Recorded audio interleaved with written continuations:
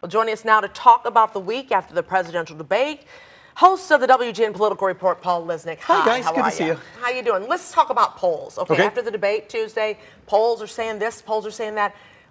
Everybody says don't listen to polls. Don't listen to polls. They change. We've seen it in several elections before. Well, the overall question about polls may be right? Now, how much can we trust them? 2016, obviously they were way off. A little better in 2020. But right now, people are looking for polls to see how Harris versus Trump did in the debates. We don't actually have those numbers yet. I mean, CNN did this instant poll the night of the debate, but it won't be until next week that we start getting valid polls. Now, I know we're showing a graphic now. This is what current polls are saying. But here's the thing. All of those are within the margin of error. Margin of error is typically between 3 and 4%. So they don't really tell us much right now. We'll know more next week, I think. And Hillary Clinton at this point in 2016 was leading, and she, of course, wound up not winning the Electoral College. Exactly. I think even Obama did poorly at some point, too, and he ended up winning. Well, once again, that's one of the reasons Kamala Harris is saying, take nothing for granted, we're the underdog. But politics is a game of addition. Have you seen anything in the past week from either side that brings in new voters to them? For Harris, yes, because what she's doing is she's starting to do these rallies. Like today, she's in Pennsylvania. She's not in necessarily Philly. She's going to Trump territory where he has won before. Well, where Hillary Clinton lost it, Biden won it, but she's going for it. She's basically trying to go back to the Obama day because Obama won it. So she's going back to those Obama days as well. So yes, she's doing that, going to areas you might not predict her to go to. For former President Trump, he's in California today. He's not going to win California, but he's making some of these stops. But he, of course, has an agenda that isn't so much about what it is he's going to do. He's just got his message that he's sharing around, and we continue to hear that. Pre-debate, everyone was saying she's got to tell people who they are, who she is. They don't know her. She was a vice president, and vice presidents people usually don't know. Did she show herself? Did she let people know who she is? A lot of the criticism was she didn't give us policy in the debate. I'm thinking to myself, she had 2 minutes per answer. So is she supposed to open up a policy book? I mean, it is true she would say, look, we're going to have this assistance for new business owners and that kind of thing. But is she supposed to say, and let me walk through the pay for? They'd never get through anything with follow-ups and rebuttal and all of that. So I'm not sure how up to this point she could do more than she is doing, except to say, go to the website. There are white papers. There's documentation.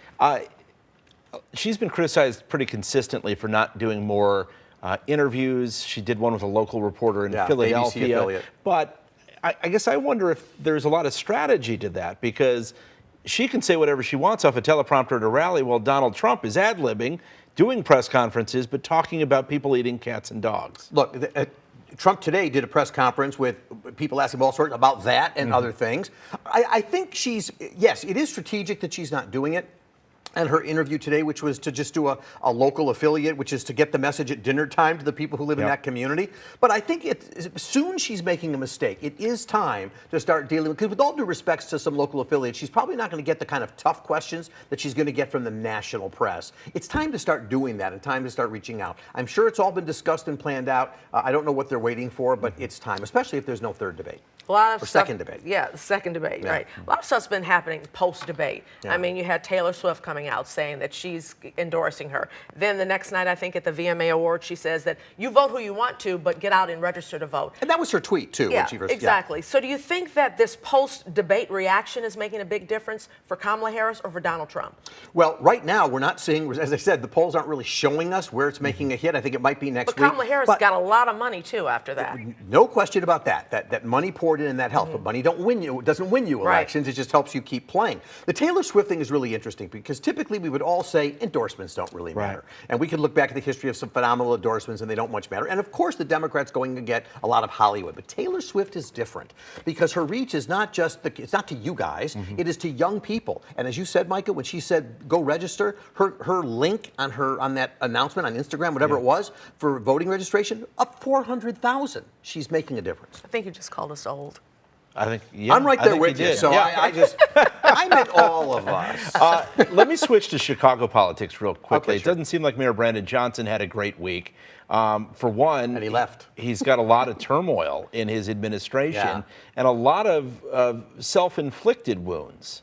So there's a lot going on with him right now. He was in Washington today. That's what I meant by he left. He went out of town for a little bit. He is having issues on, first of all, the hiring for the budget coming up. And so his, we know it's going to be, he's dealing with $1 billion, close to it next year. So what's he going to do about it? Well, he's appointed this committee. It's a subcommittee, I should say, and it's under the chairmanship of Alderman William Hall of the 6th Ward. And essentially they're told, figure out how to get money. How are we going to do it? And he created this survey, 16 different options that he gave to his committee members of different fees, different taxes. What can we do? But they don't want, remember, Johnson promised no new property taxes. He's not going to raise those. I don't know how he gets around that. We get to see the CPS numbers, as you know. So yes, he's got those problems. The staffing issue, which is a senior member of his staff, her job, by the way, is to whip members of the council and in Springfield for votes. Well, with the accusations being, anti-police and as of a couple of days ago now anti-Semitic, it raises, with Deborah Silverstein, Alderman bringing that up, raises issues how she's supposed to negotiate with people on city council and Springfield. Who are calling for her resignation. Exactly. Yeah. Going to be tough. So I think, does she survive it? I don't think she does, but Johnson's going to fight for now. I think at some point down the line when aldermen go, we're not passing your budget, he'll have to give it and let her go, or at least transition her. Can we go back national real quick? The J.D. Vance and Tim Walz, they're Yeah. supposed to debate October October 1st. 1st. Yeah, Right. for sure. What do you think is going to come out of that? And will it make a difference? Well, I think, look, Vance will probably be more successful than Trump in terms of he will be more focused and more Prepared? in control, prepared and in control. So we may see the same Trump kind of approach, but at the same time, with a little more control, he won't be talking about things that maybe Trump would go off into. I think Tim Walz is going to be who he is. He's not going to. I don't think he'll be as sharp as Kamala Harris. I mean, she is a prosecutor. He's going to have that nice guy approach. So we'll see how they come out of it. He may come out with people just sort of liking him, but hard to predict which one will win. By the way, I know Trump has said no third debate. I'm sure it's going to stay that way, or second debate between him and Harris. But I think as the weeks go on, we'll see what happens because he may have to want to do it. Who's on your show?